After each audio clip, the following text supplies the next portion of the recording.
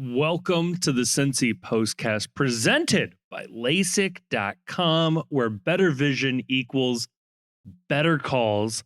I'm Kevin Wallace, and before we get started with today's episode, we get to tell you about our friends over at Streetside Brewery.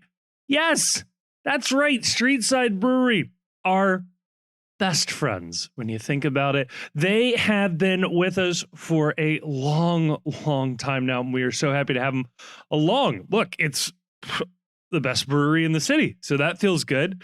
They have an amazing variety of beers. They have some great food there. It is a really cool location in East Walnut Hills, but they also distribute, so you don't need to necessarily get there, although it's always a good time. But they sell their beers all around. But one of the best things about Streetside are the events. They do all sorts of events. And if folks didn't know this, Streetside is actually the home of Queen City Fulham. That's right. It is a Fulham bar early in the mornings on Saturday morning. So I wanted to put this on your radar.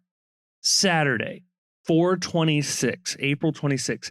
This is Full America Day for Fulham fans in the United States. It is a good time. They're trying to get a couple more people to join their ranks. So if you do not have a team already, a Premier League team, a team over in England that you want to support, give Fulham a try. Fulham actually has a long history of signing lots and lots of Americans. That is where the Full America name comes from. And they had for the longest time Clint Dempsey. So one of the better ones out there. So there you go. It is a good time. Go check out the Queen City Fulham over at Streetside. Again, this is happening on Saturday morning. Go check them out. And yeah, if you already have a team, it's still a good time. Okay, you can go there and boo them, I guess. I don't know. But thank you to Streetside for sponsoring this episode. And on today's episode, well, we've got a three-parter for you. In part one, we look at the transfer window closing. FC Cincinnati does not make a last-second signing, but when you really consider the window in its totality, pretty good. Pretty good. We dive into that. There's also a pretty big name that has apparently turned down Cincinnati. We absolutely talk about that one. In part two, we're answering Patreon questions. We probably go a little too long on answering some wedding advice. So, if you're looking for wedding advice from three guys, look for that in part two. And then in part three, we preview the Sporting Kansas City match this weekend. It's 2:30 p.m., folks. If you did not know that, let this be your reminder. Put it all together. You got yourselves a lovely Thursday postcast.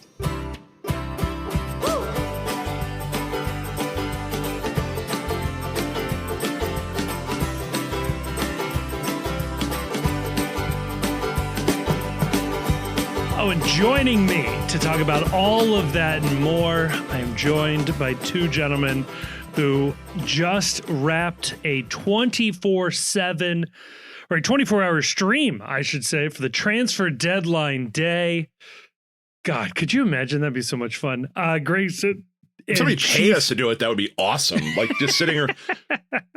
Like, I can't think of anything that would be more fun than to be paid by sponsors to sit and react for, oh, there's a $100,000 GAM transfer that just went through. Kevin, your reaction. Who? Let's go to the live chart. Where does an international spot trade for these days? Oh, my God, it's dropping faster than the dollar.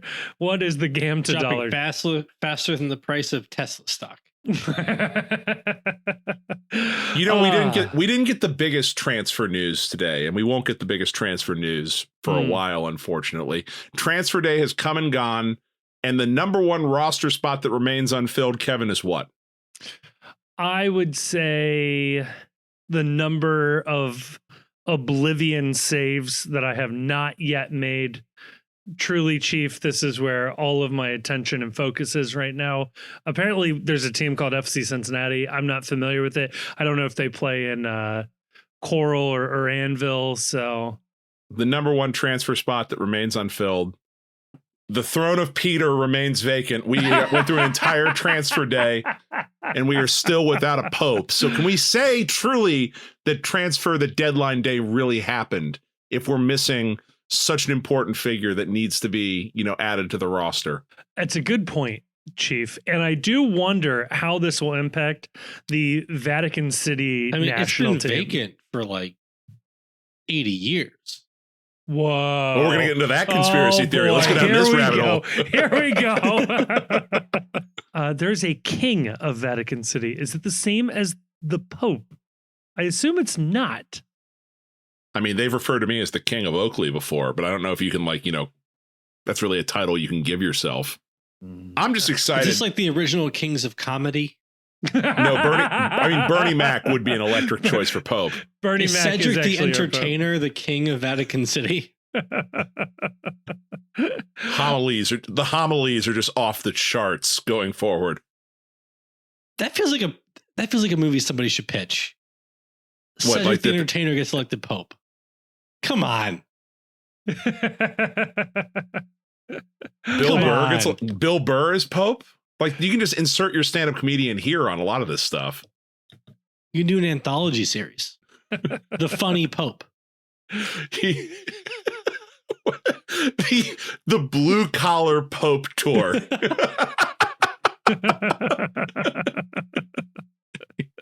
Get her done. You might be a tradcath. So I'm so glad you guys brought this up. As his Pope name, he chose tater salad. So Wes Burdine's a soccer account a lot of people will have followed. He owns the Blackheart Bar in Minnesota, talks a lot about soccer online. So he posted this on Blue Sky, which is so great. 20 years ago, a friend of mine came up with a plot for Dope Pope. It's Martin Lawrence is trying to get into serious acting and takes the role of Archbishop Desmond Tutu. While filming in South Africa, the Pope dies. The Vatican scrambles to get the conclave together and accidentally brings in Martin Lawrence. In the Vatican, Martin Lawrence thinks that this is just the director trying new things.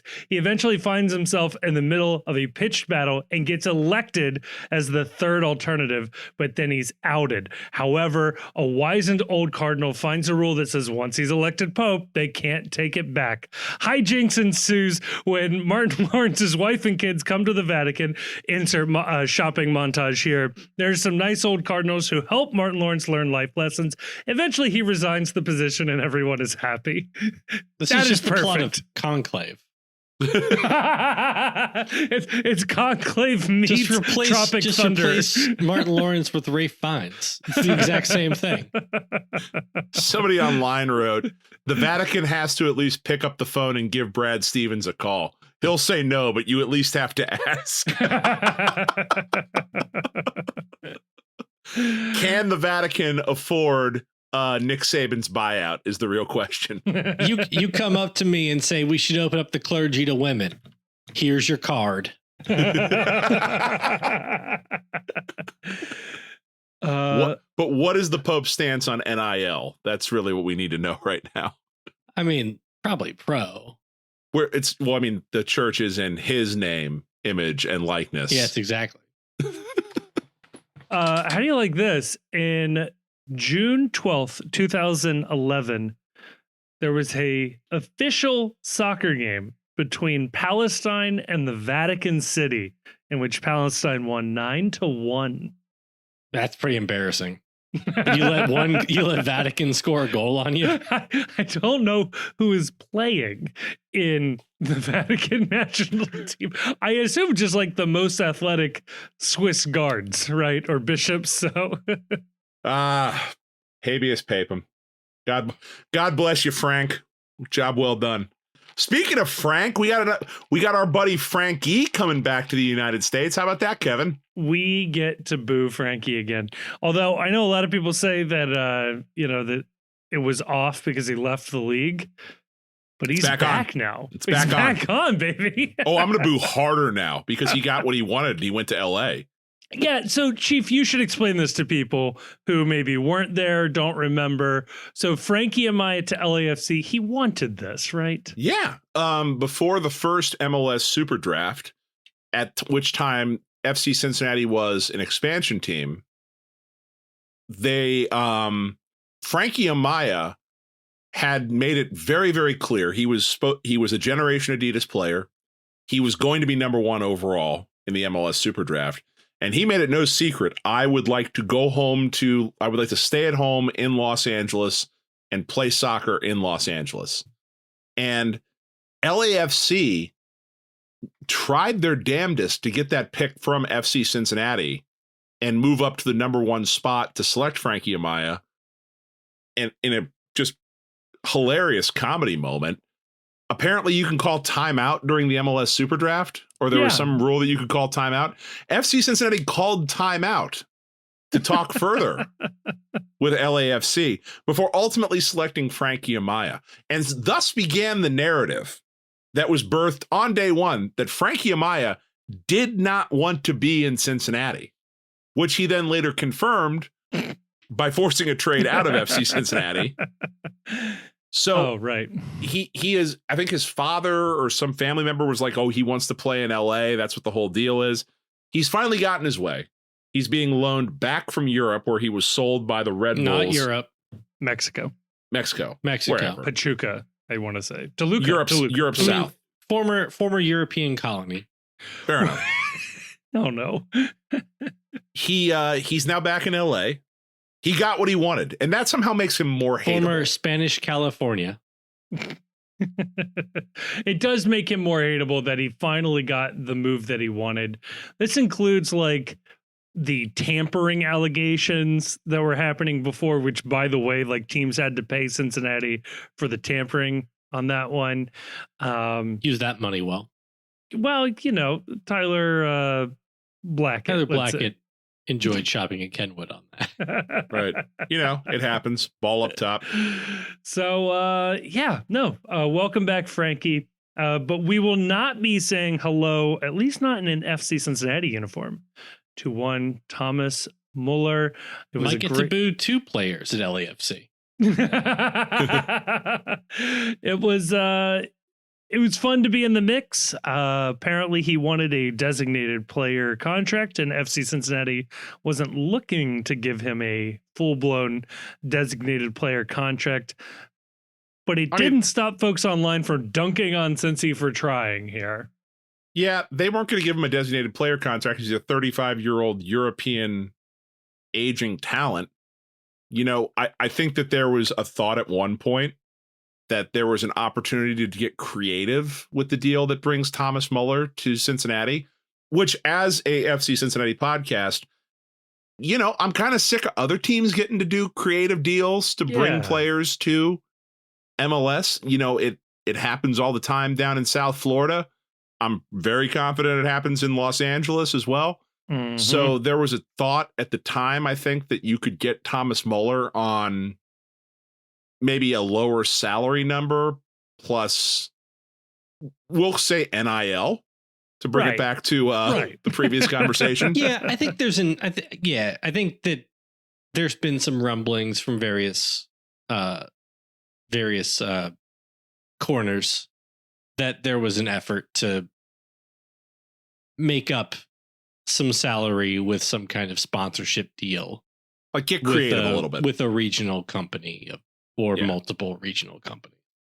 And at the end of the day, you know, all these players have egos, and they have, you know, things that drive them. And for some players, the idea of being known to be making $1.7 million to play in MLS probably wasn't as enticing as it would be to make $10 million officially playing in MLS. And I don't know.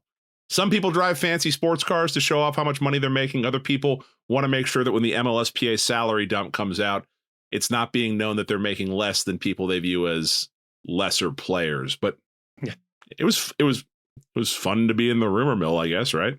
Yeah. $15 million, though, a number being thrown around out there. No.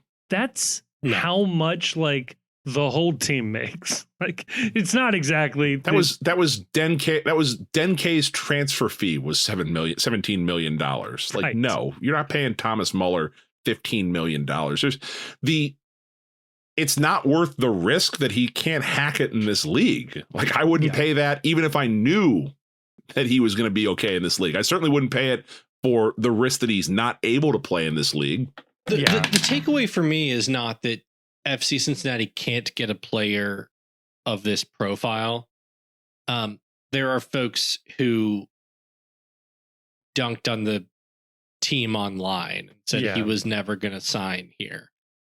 That's false, by the way. I think with some information that had the team been willing to pay him like meet a salary number, he would be signing here this summer. Yeah, I agree.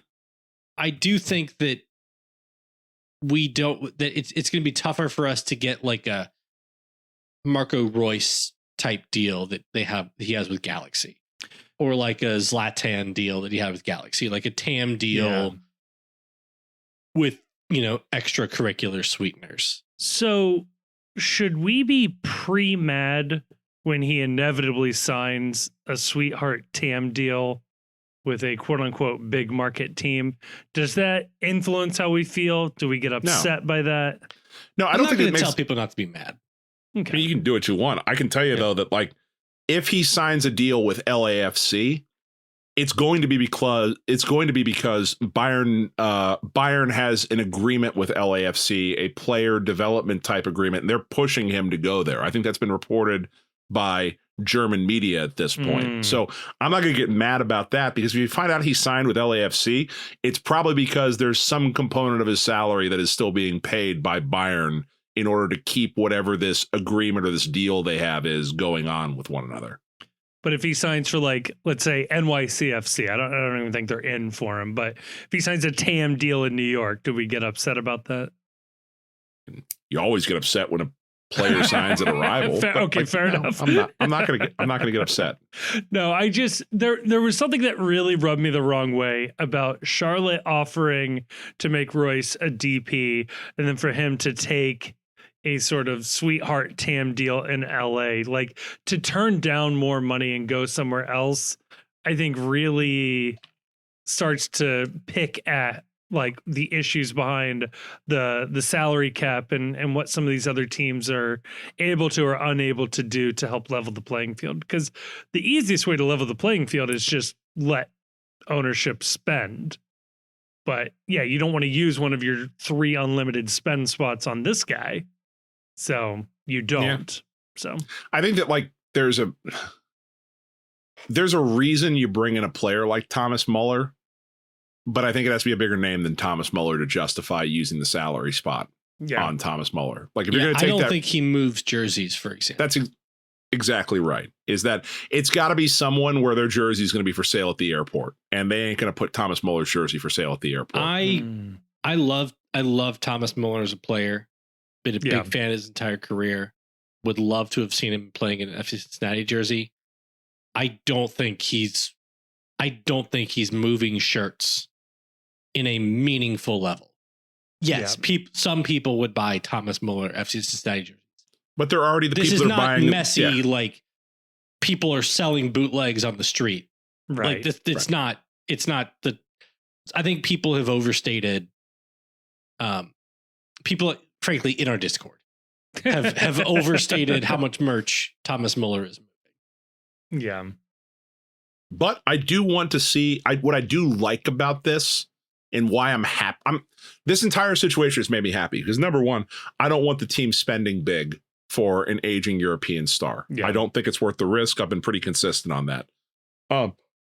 But I like the fact they're swinging for players like this. And I like the fact that they're looking to be creative and they're looking to try. They're not shying away from trying to bring big stars in.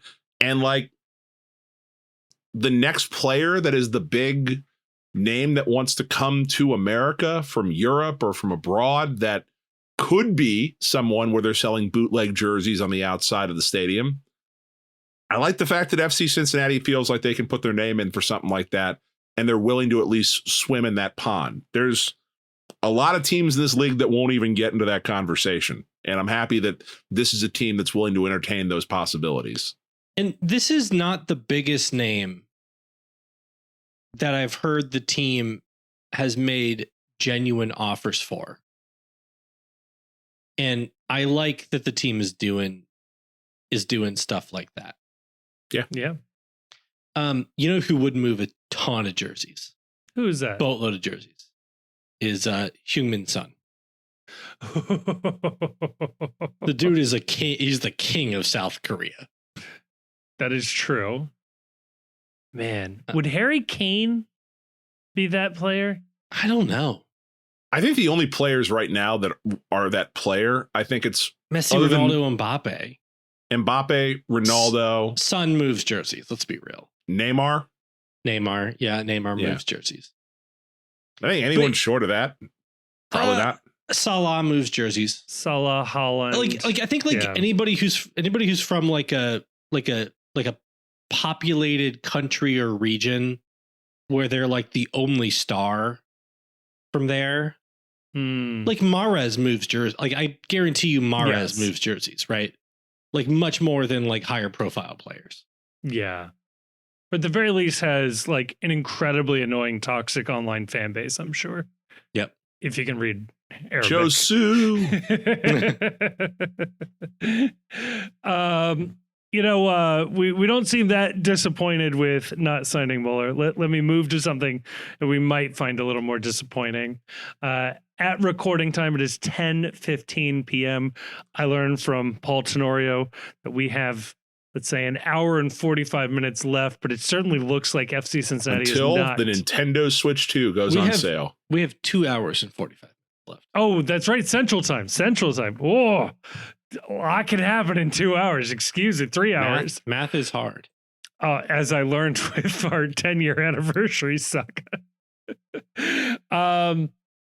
However, regardless, give us 9 hours. I don't think FC Cincinnati is signing another player this window. And that includes quite a few unused U22 spots.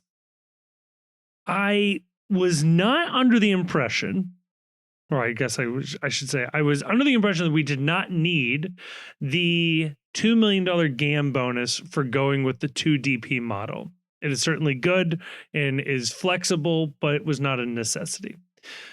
So that made me think that we were doing this specifically to get U22s, but then no U22s showed up. But then even if you take the teams accounting at face value, which is that they had whatever it was, 6,000 GAM, they sold an international roster slot for 200,000 in GAM, which is the exact amount of money they need to fit in a U22 player. So even if you believe the cash strappedness, they seem to have made a move for at least one U22 spot. Grayson, how mad should we be that Gilberto Flores is our only U22 player and we only have 2 DPs? Not very. But I want to be. So it's I'll say this, okay? So if you're saying like I have like $28 million to spend on DPs, right? Yeah. So I could get Kevin Denke and Evander. Great. And get like a boatload of TAM players like we have.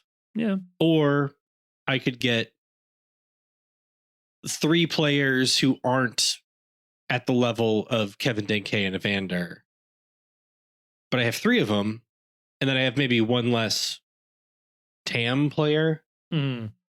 That's like a legitimate question, right? Yeah. Especially if one of your TAM players is Luca Orishano. Yeah. I know, who hasn't been like great this year, but we know he's like really freaking good. The track with record, high upside. And right? we were debating, was he worth a DP slot last year? Yeah. Right. Yeah. And like you could have talked yourself into offering him a DP slot Right. after last year. It wouldn't have been ridiculous looking at we were talking about if they didn't make the sale of Lucho Acosta, is like, would you put him on a DP spot this year in order to clear the GAM conversion? Like, yeah. And it wouldn't have been ridiculous. No, Like, honestly, it wouldn't have been ridiculous. You'd not be pumped with the production so far this year. Yeah, But- I think you'd but be mad making right this- now. but making the decision between last year and this year, yeah, like, you could absolutely have justified it. yeah, Okay. It feels a little ridiculous. I'm looking at our roster profile. Okay. And DPs are in yellow, U22s are in green, tan players are in red. A lot of color on this page. yes, Yeah. Way more than any other team in the league. It feels a little silly to be like, we need to be signing players, right? yes. And yet, There's some gaps. technically we can sign 3 more U22s.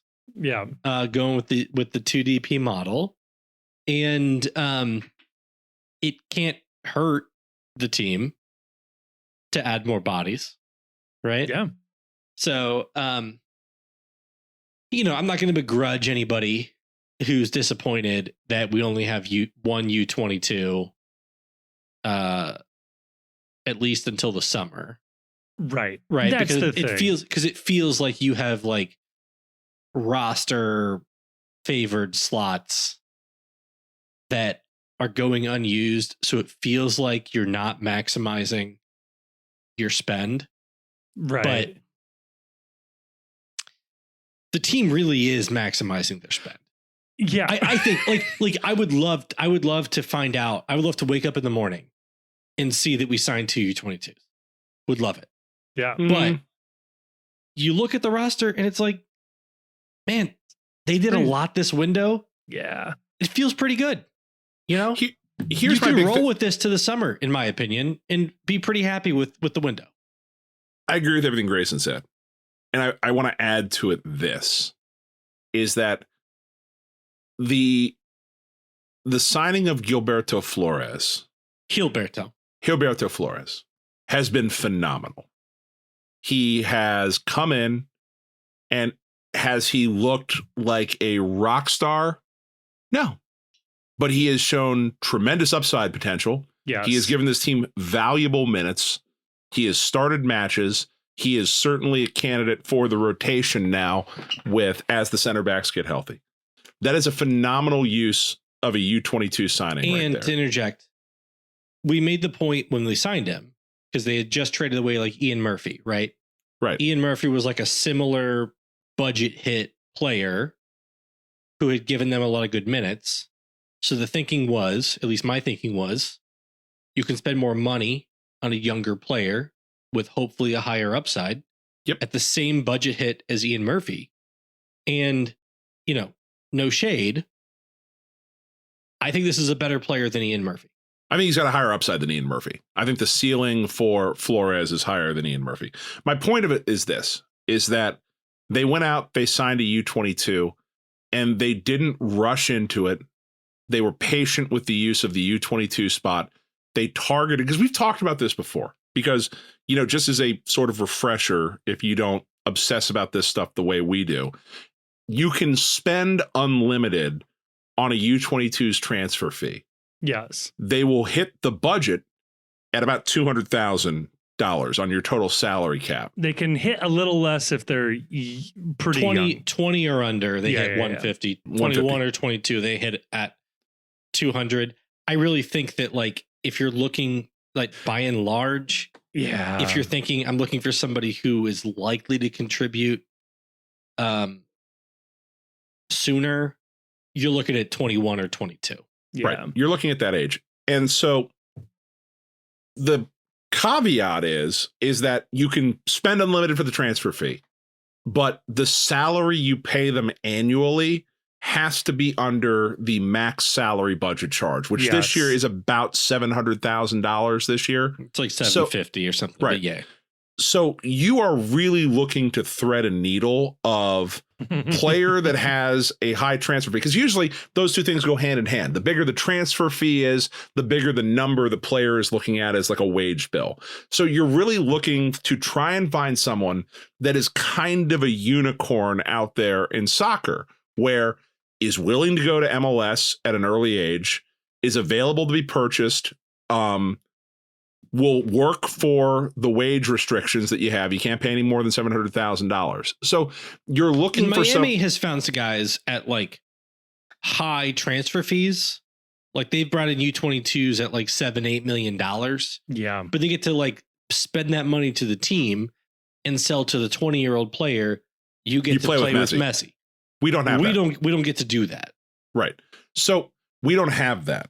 And if you look around this league at like who is playing on U22 designations, it's a super mixed bag. Yeah. You've got players who are everyday contributors. You've got players that are bench players. You've got players that just full on suck. And we've signed the entire range of players as U22s. Yerson Mosquera was a U22. Who was the dude Isaac that we Atanga. shipped up? Isaac Atanga was a U22. We've had Varial-ish. Yeah. U22. There have been like we've had Gustavo the range. Vallecilla was a U22 that we had. So who's now back in Ecuador? Sure. Or Colombia. Yeah. I think Ecuador. Right. Yeah. Marco Angulo, God rest his soul, U22. Tragic circumstance. Not a player, I think, that lived up to the, he cut short, but when he was here was not, what we were expecting from the signing. This is all to say this, is that they absolutely nailed the U22 signing that they made. Yep. And from everything that, I've heard out there, they were actively, and probably as we record this, are actively still attempting to land at least one, possibly two more U22s. We'll find out from Bogert either way. Right. that they made a move. Or that they tried real hard and it didn't happen. Yeah. But the point of it is I'm okay with them. If they hit a U22 signing, if they hit the Flores signing, I'm okay waiting until the summer to hit the next one versus going out and taking a silly risk with a player signing in the U22, especially with you're asking ownership to open the wallet up. You're asking ownership to buy a young player.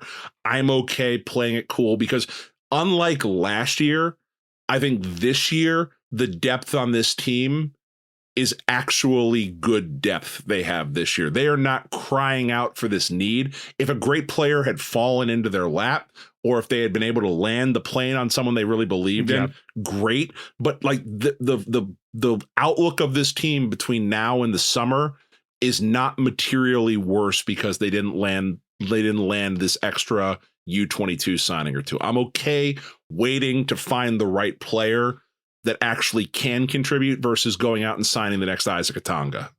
Yeah, I would add that, or I would not add, but I would just say like the position that I would love to see some depth at is behind Pavel Buka. Yes. You think that like Yuya Kubo could be that?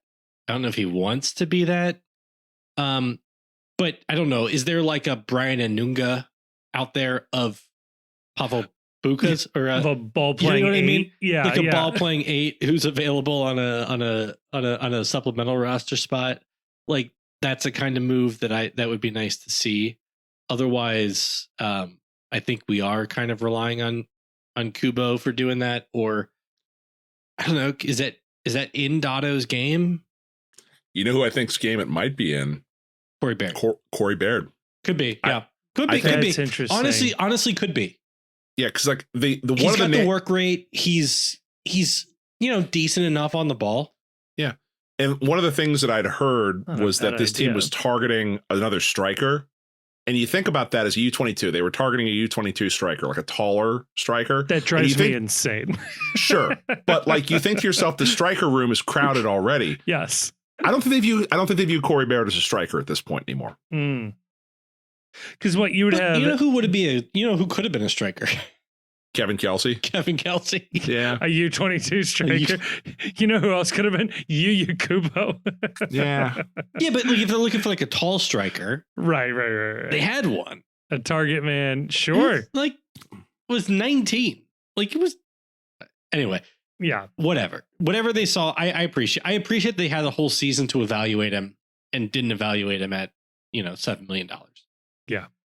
Fair. And that's fair. And you're gonna miss on some of those, you're gonna win on some of those, because Kelsey could have just as easily gone back to Donetsk and disappeared on the bench, or he could have gone to Portland and been terrible, and it's been okay. So, and he still hasn't, proved it for a season. Yes, he started off super hot with us as well, and then trailed off, and it kind of sort of seems like what he's doing over there in Portland. At the moment. Do genuinely wish him the best. Yes, I hope he has a really good season, because he seems to be up for it his entire time he was here. Yeah, but that's just an aside. Yeah, but yeah, I mean, even if you think about the wingbacks, you've got Brad Smith and Angle and Yedlin and Powell. Like, that's probably fine. You've got Kubo and Baird who have filled in the past there, potentially, or Ishano sliding back there. As we discussed, the striker room is very full. The center back room is finally healthy. It's getting there. It looks to be okay. Yeah, I'd say outside of like Buka's direct replacement, there really isn't a glaring hole on the full B team of this team. There are players who you're like, that guy isn't perfect at every aspect of what you might ask him to do at his position. But there is not a person in the regular rotation of this team that you're like, no, that guy is not an above average MLS player at his position. Right. And I don't think you really appreciate this till you really sit and think about it. I'm going to read you a lineup right now, please. And I just I have looked at these lineups so many times. I want to read you a lineup, and I want you to tell me. Here's the lineup I'm giving you. Okay. Up top, it is Sergio Santos. Okay. Playing behind him is Dado Valenzuela and Yuya Kubo. Okay. Going across, your right wing back is Alvis Powell. Your left wing back is Brad Smith. Your midfielders are Brian Anunga and we'll say Corey Baird playing the Pavel Buka role. Okay. Your center backs are Gilberto Flores, Teenage Hidabi. Still here, Gilberto. It's still Gilberto. You know how it be. And we will say Nick Hagland. We'll say DeAndre Edlin, just for fun. No, we're specifically leaving DeAndre Edlin out of this. Okay. It's Nick Hagland. Your goalkeeper is Evan Loro. That team beats 2019 FC Cincinnati, right? That team loses the play-in game in the playoffs. Like, that team wins and that team washes every FC Cincinnati team between 2019 and 2021 and probably competes for a playoff spot in MLS. It's not going to be pretty, but they're going to be in the conversation until decision day, I think. I really worry about that's an ugly 40+ point MLS team. That team is going to really struggle to score goals, but will be competitive in every game. Be fun to I would love to. That team also randomly scores like 5 goals some games. Yes. Look, I don't want that team commits so many fouls. Yes. And teams freaking hate to play them. Yes. Teams hate to play them. Oh, you feel that game for days after it happens. When we sucked, my number one complaint wasn't how much we sucked. It was how easy we were to play. Right. It's like if you suck, make it miserable. Be hard to play against. That team makes it miserable for their opponents, I think. Yes. And also, it's not a team I would pay to watch, but team I have paid to watch. I've paid to watch worse. I've paid to watch worse. Let's be clear. But it's definitely a team I would love to just dip my toe into the alternate universe and watch a couple of games from in August and September just to see what it looks like. That is a meme central team. Like, that's a team that, like, if you like haven't won 3 straight spoons, like, let's say you like go and you have like a little bit more history, and you like win some trophies, you're like really, really good. And then this is like your off year team. Yeah. We're in between some contracts. Yeah. You have like highs and lows with that team, but you have a lot of fun with that team. Yes. Yeah, like, and there's a lot of people that become club legends on a team like that. That's a team where, like, you have a full season of Sergio Santos and Yuya Kubo on the field together. Like, are you going to score consistently? No, but you're going to randomly have a couple of games where you win like 6-1, and you just you enjoy the hell out of those games. I'll tell you this, just like Corey Baird's going cleats first into right? Yeah, like he gets up and does the crab dance as they're giving him a red card. Like, it's fine, it's great. Alvis Powell wins goal of the year that season. Yeah, I don't know what for, but he does coast to coast. Like, he picks the ball up at the corner flag and takes it all the way in for a goal, 1v1 with the keeper somehow. Oh, But like the point is, the depth on this team, for the first time, I think possibly in my entire time watching FC Cincinnati, I don't worry about the depth on this team.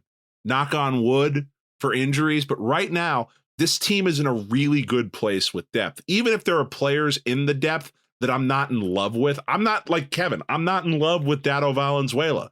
I'm not a Dado believer, but I will acknowledge that he's capable of going out there and styling on someone and scoring a goal and winning a game for us. That is something I would have killed for even 2 or 3 years ago. Here's something I think that like really colors a lot of the reactions to like everything the team does is like, look, they were eventually there'll be a day where I stop bringing this up, but they were like obviously like historically awful for 3 years. Yes. Pretty good for one season. And then like the best team of all time. Right? Yeah. And we like put our fingers on every trophy that season, and it feels like dying to like step back and let go. Yeah. Right. And every time something happens, it feels like, is like my finger getting like a millimeter away from that trophy. Yeah. And it it feels like if we step back even slightly, yes, we're just going to sink forever and never get back there. Yeah. There's going to be some this year, next year, year after, there's going to be like another trophy for this team, I think. And we're going to be able to settle into just like being like a good team. Yeah. That is like top of the league some seasons, dangerous other seasons, Wins and a trophy every couple of years. We're going to be able to deal with that kind of thing. We're just not there yet. Yeah. We need to just let us grab it. Just one more. Let me have it, right? Here, you want another argument for what they're doing right now? Please. Is that what they are building for right now is sustainability. And I know that that's a dirty word to a certain extent. Dirty word. I don't want to hear it. Fair enough. Not in this administration, Get that not in woke this economy. nonsense out of here. No, it's that like you don't need to blow all your U22 spots because these may be players that you want like you're not going to be able to max out all the TAM deals every year if you're not getting the GAM conversion necessary to pay for all these TAM deals. You're not going to sell a Lucho Acosta every year. Like you're not going to sell a Brandon Vasquez every year. Maybe they luck out and Barreal gets sold next year. Finally, I'm going to believe that when it happens, they get some GAM out of that. But you're going to need some of these U22 spots when you figure out what your roster makeup is going to be going into 2026. And so if you don't need them right now, if there is not a pressing need right now, I'm okay with the slow play to a certain extent. Yeah. Especially the only person we were connected to was a striker. And yeah, I really don't think you break your neck trying to bring that one in. We're okay. We're okay there. We're Gucci. It's good. We're good. Is there anything else we want to talk about with the transfer deadline day? Did we sign anybody in the meantime while we had this conversation? Didn't. I'm refreshing compulsively right here. Okay, good. I mean, the Cleveland Browns have a better chance of announcing their draft pick right now than we do of signing a U22. Ah, fun. I think we do some Patreon questions. If we sign somebody while that happens, we can. Yeah. We'll answer the Patreon question from the new signing. Okay, well then let's go ahead and do that in part 2.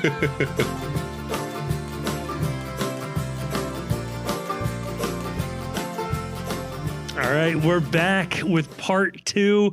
This is where we pay the bills. Thanks to all y'all, okay? The lovely, beautiful, talented patrons on the Patreon. They are paying us $2 a month to keep the lights on and to ask a question. That's the perk you get with paying us a couple of bucks. You get to ask a question. We answer it on the podcast. So, Kevin, I'm going to make a executive decision right here. Are you okay with that? Yes, I am, always. Right. If you can prove that you are listening to the World's Gam and you like and review that podcast, I'm going to grant you the ability to ask one more additional question in April as a Patreon. Boom. So post some proof that you have liked and reviewed the World's Gam. Help us get those impressions, those interactions up. You can ask a second question in April. But you got to get it in. And then I'll say April and May. We're going 2 for here. Yeah, I like it. So if you don't want to get into the World's Gam in April and you get into it in May, you can ask a second question in May. Okay. Yeah.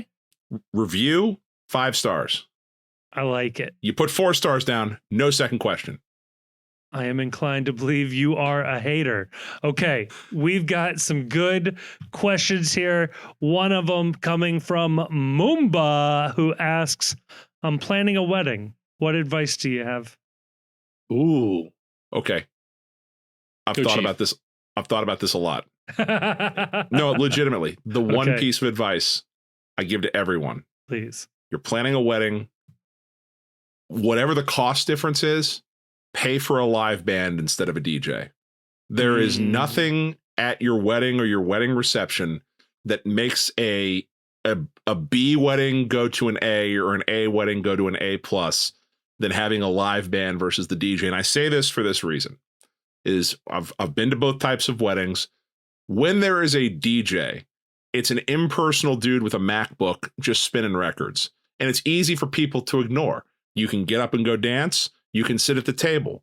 You're not offending, Usher because he's not there as they're playing, Yeah, for the 5 billionth time, or the Cupid Shuffle. If there is a band, everyone feels compelled to, it would be rude when the band is playing for us not to be out on the dance floor and enjoying the band's music. So it gets more people going, gets more people up, gets more people partying. Here's the other thing too, is that when you have a DJ at your wedding, DJs always make the gravest of grave errors at your wedding, and that's starting the booty music too quickly.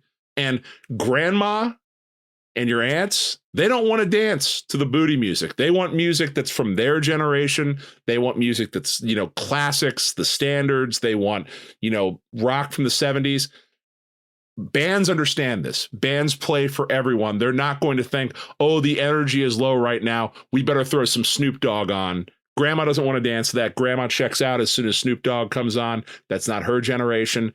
You want to have the band. The band reads the room. It plays to the room. Hire a band. Best piece of wedding advice that I can give. I'm going to respond to this because I disagree. I think it depends much more on who's hosting the wedding than it depends on whether you get a band or a DJ. I've been to live band weddings where nobody was dancing many times. I had a DJ at my wedding. Everybody danced.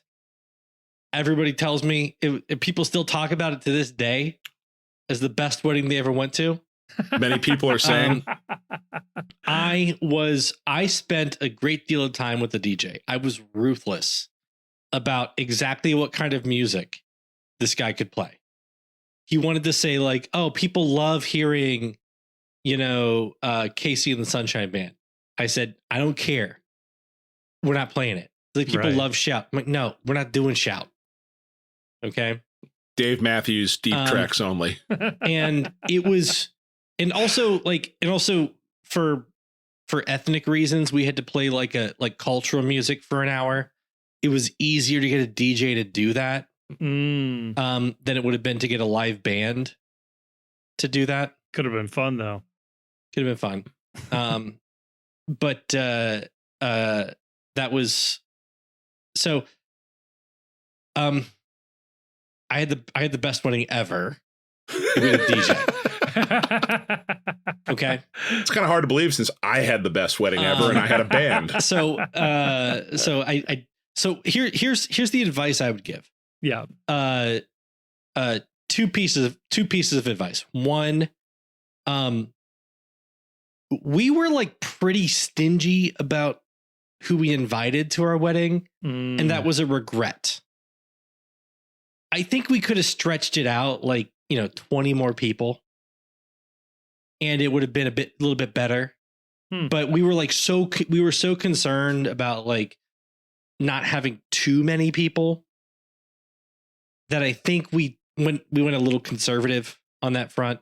And like obviously like everybody, but like there are people who like are in our lives that like I think about like all the time. Like, man, I wish we had invited them to our wedding.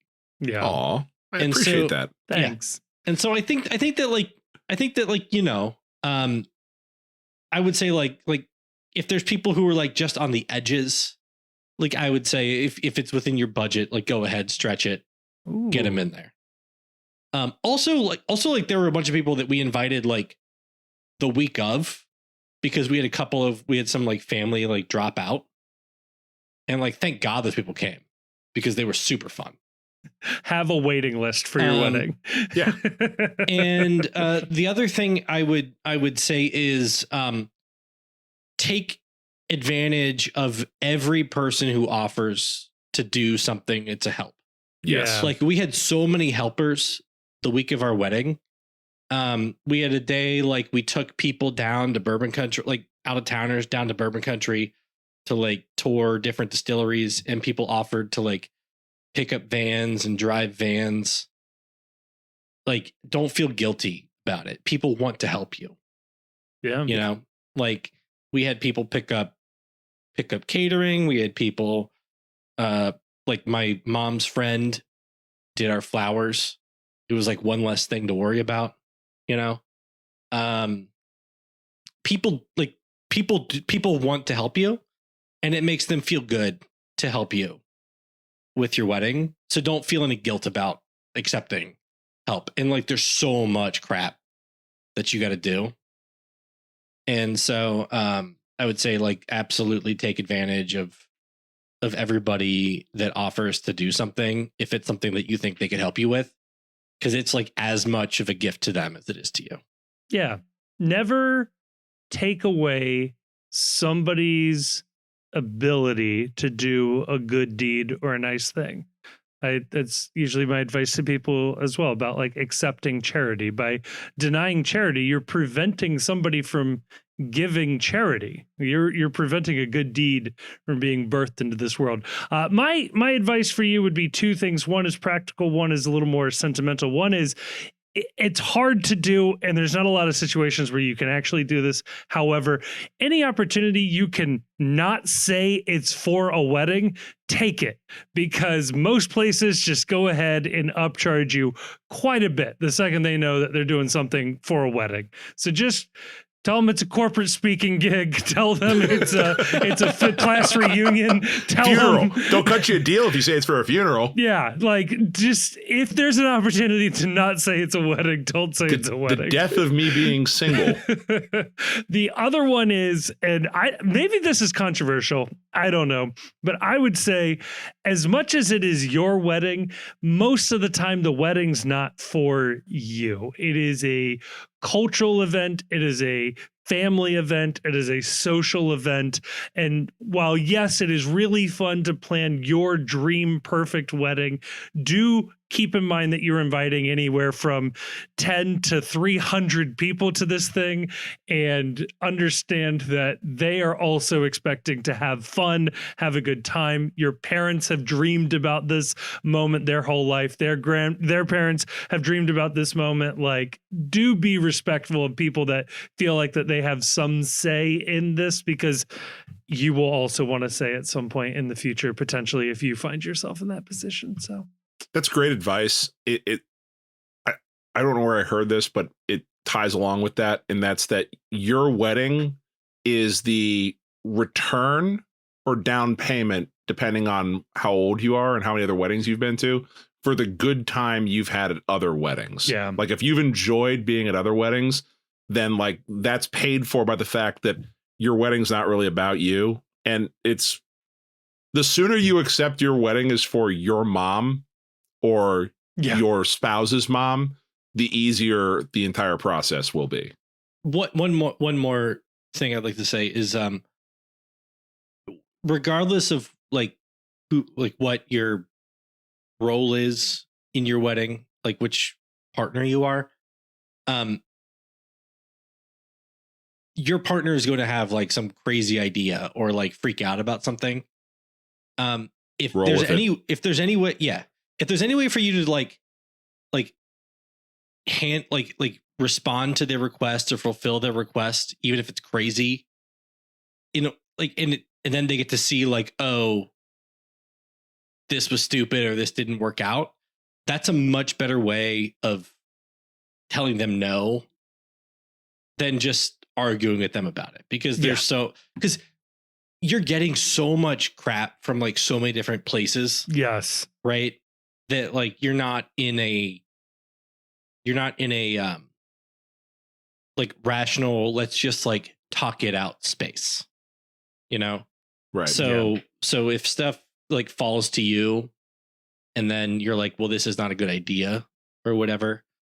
Like do the task and like, show that it's like not a good idea in a respect. And then, that's a better way of handling it. Also, if you're a guy, don't plan golf on the Saturday of your bachelor party. Nobody ever wakes up for golf on the Saturday morning.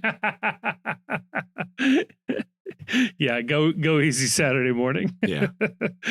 TB asks us, of all of the players on FCC. Oh, wait, I'm sorry. Of all players of the FCC, current or past, who has or had the best haircut, and why is it Brad the Bald King Smith? Alternative question: who has been the FCC's best bald player, and why is it Brad Smith? And I don't want to call out TB Kevin here. Denke is bald. Also bald. I don't want to call out TB too much here, but let me tell you, according to the little photo I have here of TB, very bald. Okay, so Denke, best haircut, best bald player. Yeah, I would say he's been a bald king. Lucas Engel is a bald king. He just doesn't realize it yet.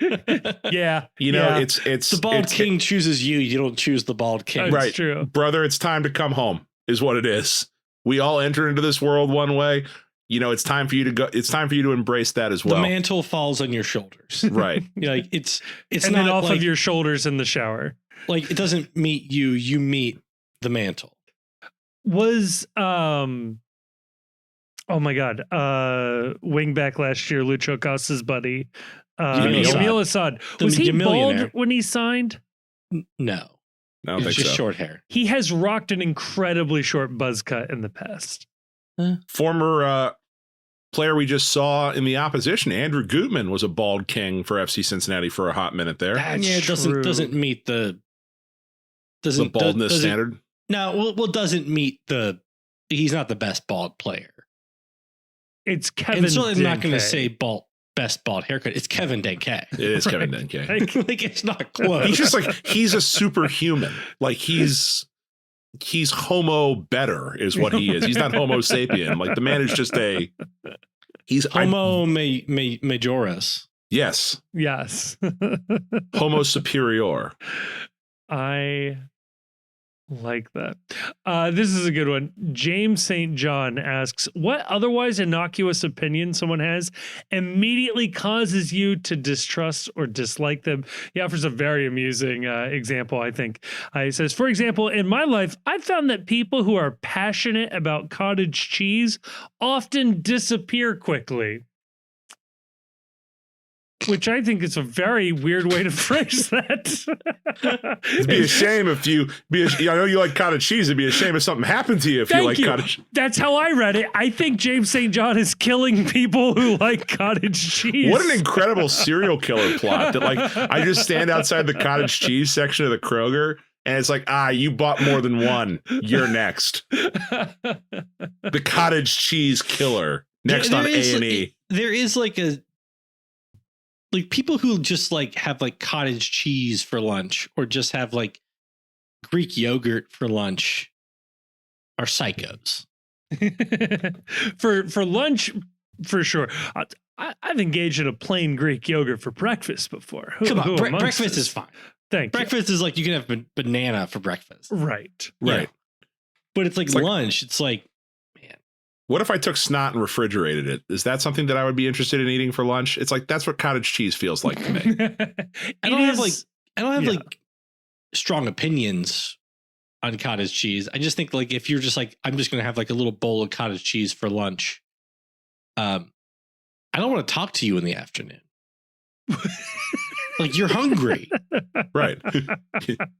You're just going to be angry. I don't need that in my life.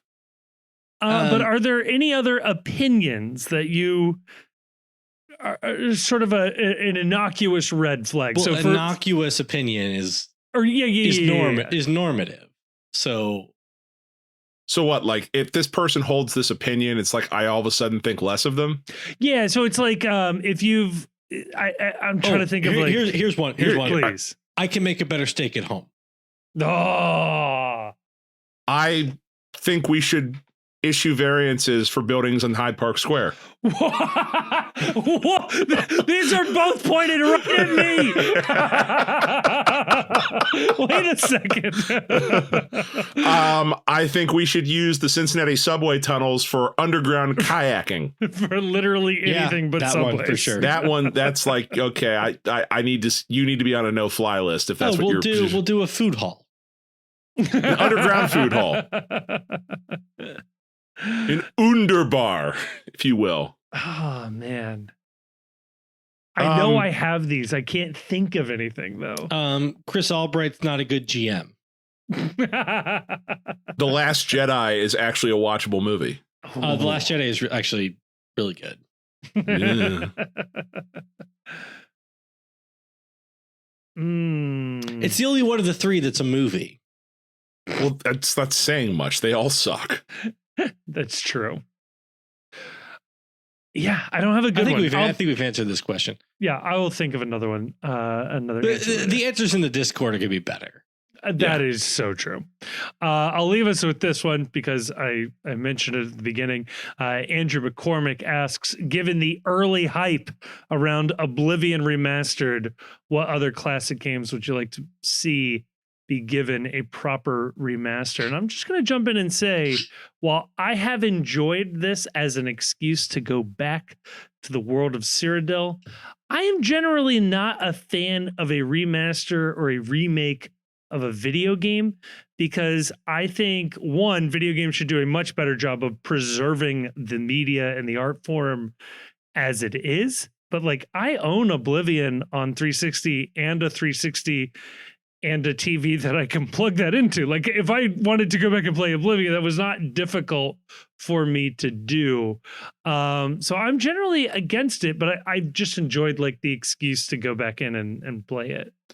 The only reason to remake a video game is if for some reason the original game was incapable to be made due to the technology at the time, and so it fell short, or for some reason or another that the game was unfinished or rushed out the door and they didn't actually deliver a satisfying experience. So I have two answers to this question, and I will die on the hill to both of these. The first one is Knights of the Old Republic 2. That was famously it released in an unfinished state. The ending of the game was terrible. It nowhere near lives up to the original Knights of the Old Republic.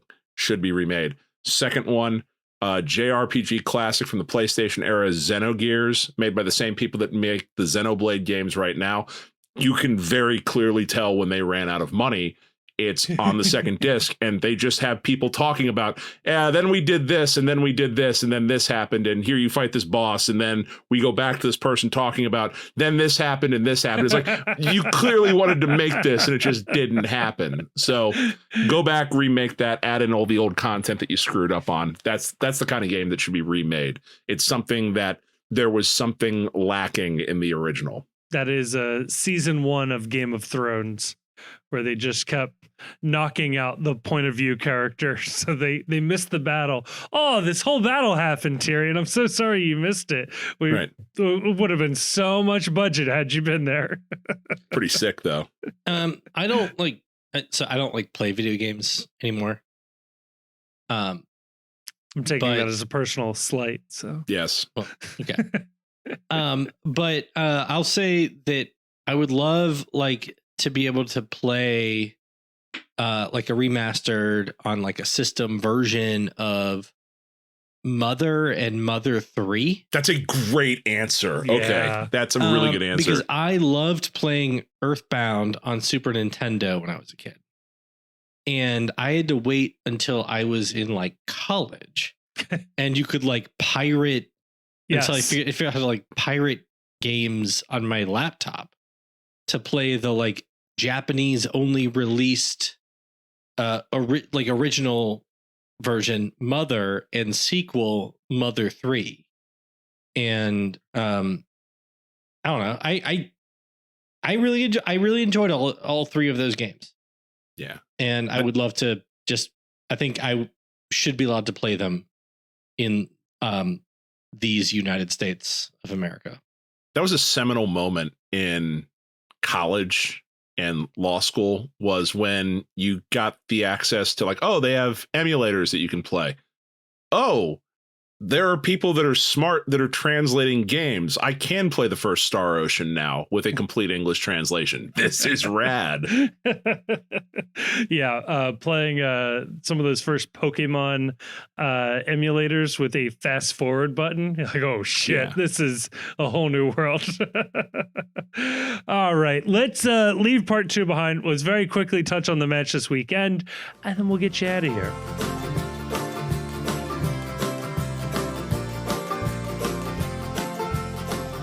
Right, we are back with a match this weekend. FC Cincinnati hosting Sporting Kansas City, the same Sporting Kansas City that just fired their manager, but then won a couple of games in a row, but then sold one of their players in Willie Agata off this window.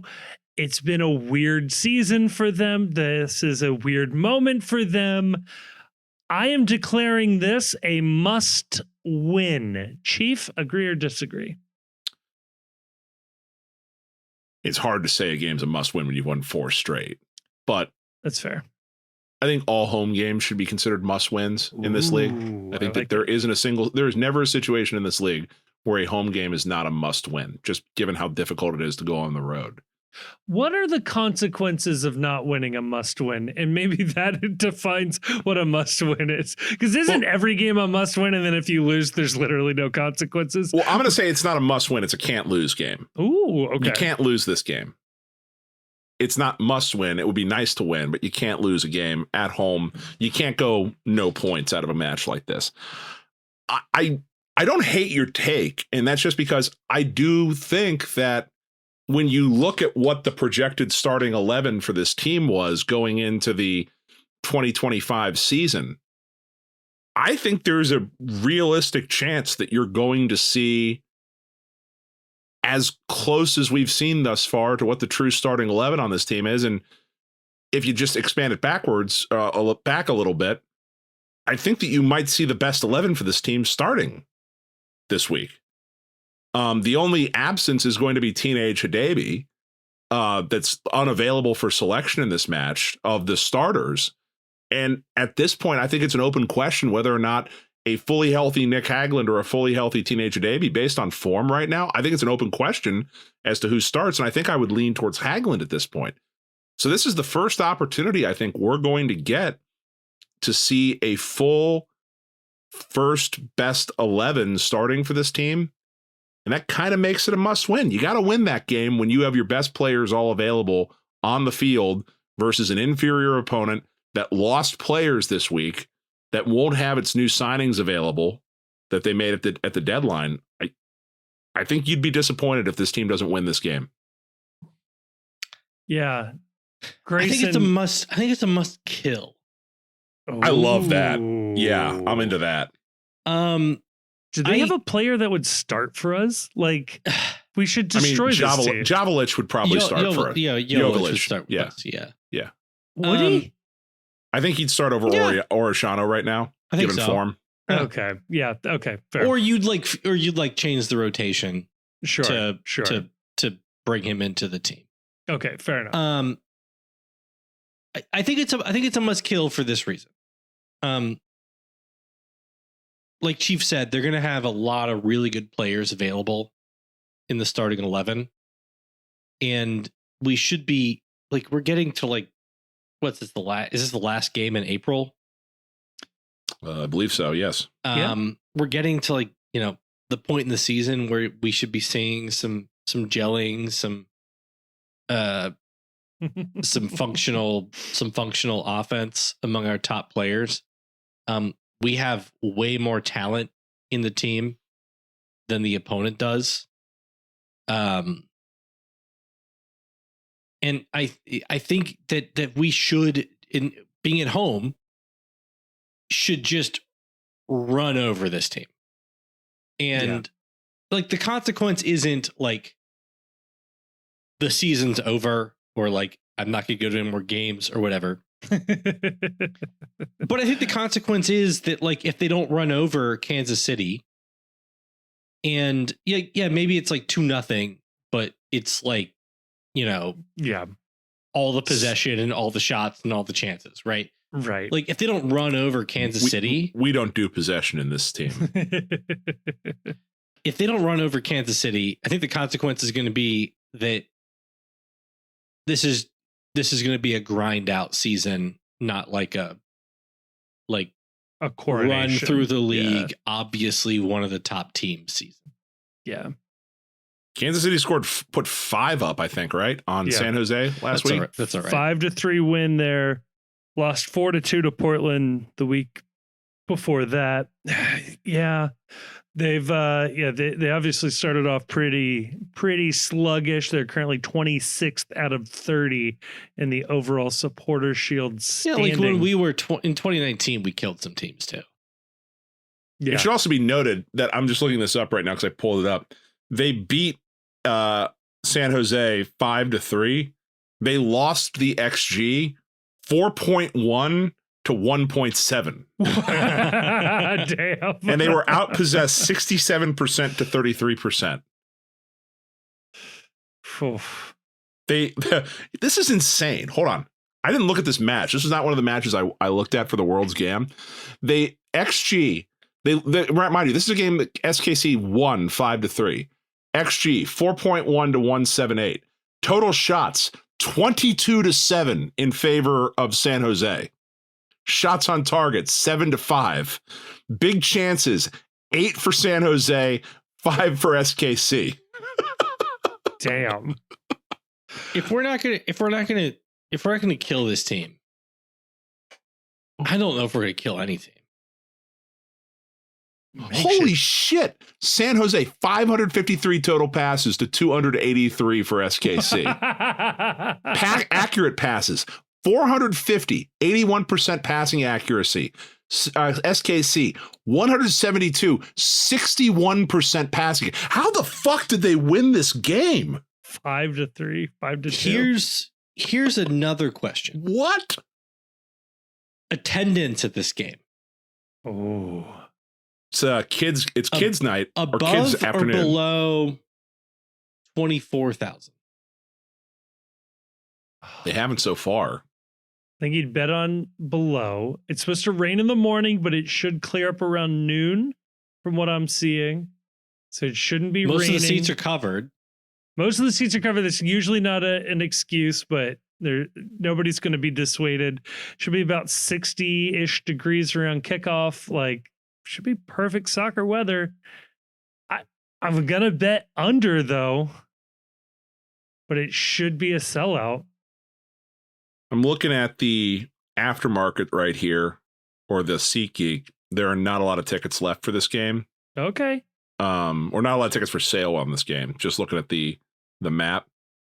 No big blocks of tickets anywhere, even in the corners.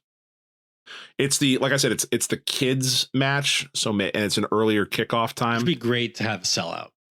It would be great to have a sellout. If it doesn't sell out, I'm not freaking out or anything. I'm not freaking out either. But like, you still have more people in the stadium than a lot of MLS team stadiums even hold. Correct. That's accurate. But like, I think it's another data point, though, if they don't sell this game out. I think it's another data point towards, building off what we talked about with Pat Brennan on the Sunday episode. I think that they're seeing a little bit now at this point of this team just being out of sight, out of mind to casual fans. And I actually heard a conversation at the bar today where the bartender was asking, like, what channel are they on? And a guy had to explain, like, they're on, like, all the games are owned by Apple and, like, some small amount are on, cable. And I don't know. That wasn't great. No. Because I was in I would say like the heart of the city where you expect the bartender to, if the team is like top of mind, to like know how to watch them. They should know that. Yeah. It's not a criticism of the bartender. It's a criticism of the team's ability to get its message out about how to find it. Do you remember, though, we joked about this when we were in Columbus the away days, that there was the bartender that was like, what channel are they on? Are they still on Fox Sports Ohio? We were like, haha, they don't even know what channel the games are on here in Columbus. Like, in fairness, that bartender was 2 media deals behind because they had moved from like whatever she said to a Spectrum channel to Apple. Oh, yeah, that's true. Yeah. I don't know. It's worth. It was a bar with no TVs. Oh, your bar. I said the other bar we asked at was like the bar. Yeah, the bartender. We were in Columbus. The bartender today doesn't have TVs. Okay, he was just striking up because the people at the bar had FC gear on. I see. And he was just making conversation with them. That does change it a little bit. Yeah, if it was a place where they should be expected to. The place we went to like had crew shit like. Everywhere. Yes. Yeah. That's why I picked it, because I was like, surely they'll have the crew game on or whatever it was. Yeah. All right. Score predictions. Kevin. Grayson, go first. Do they kill it? 1-0 to the FC. No, it's a grinded out season. Chief. 4-1 to the FC. Wow, that's a killing. Yeah. 3-2 FC. I think 3-2 is the worst. I know. That's why I picked it. Because you can leave that game feeling like we killed him, and you can also feel that leaving that game like, boy, we should have done better. This should have been a lot better. You could talk yourself into 1-0. I don't think you talk yourself into 3-2. 3-2. I don't have a problem with 3-2 though. Like the 3-2 where it's you go up 3-1 and they get one back doing something stupid in like the 85th or the 86th minute. This is the Chicago game, basically. Yeah, the Chicago game. Yeah, I can live with that 3-2. Yeah. Yeah. I mean, if American Soccer Analysis like did like a chart of like lucky versus unlucky teams. Are we lucky? And we were like slightly lucky. Okay. But our expected goal difference was like exactly medium. Okay. I do think which feels right. Yeah. Like it feels right that our expected goal is exactly medium, but we have some quality to exceed that to this point. Yes. You do want the expected goal difference to be above medium. Yes. Across the whole season. I'd like to trend up, and I don't mind being lucky so long as we maintain it. I don't mean sure. I don't mind being lucky if it ends up in a MLS Cup. Right. But I think it's probably fine being lucky through April. Yeah. I also think Evander's ability to hit a long free kick. There's no way analytics can capture Evander. Exactly. It's Right. always going to be an Your incredibly... science cannot fully understand and Right. comprehend. It's an incredibly I think small chance. analytics couldn't capture like Lucho. Yeah. I think they way can't capture Evander. Yeah. Right. Like his XG on a 30-yard free kick is different than It's like 0.8. XG. You're right. So that's why it's so funny looking at like Evander's XG this season is 1.18. He has 6 goals. It's like, You're just playing the game on hard mode, man. Nothing wrong with that. Yeah, that was always Messi's trait as well. Ronaldo as well, but Messi in particular way outperformed his XG. Similar. Evander. Hold on. Do we have a signing? Breaking news from Tom Bogert. Fuck Columbus.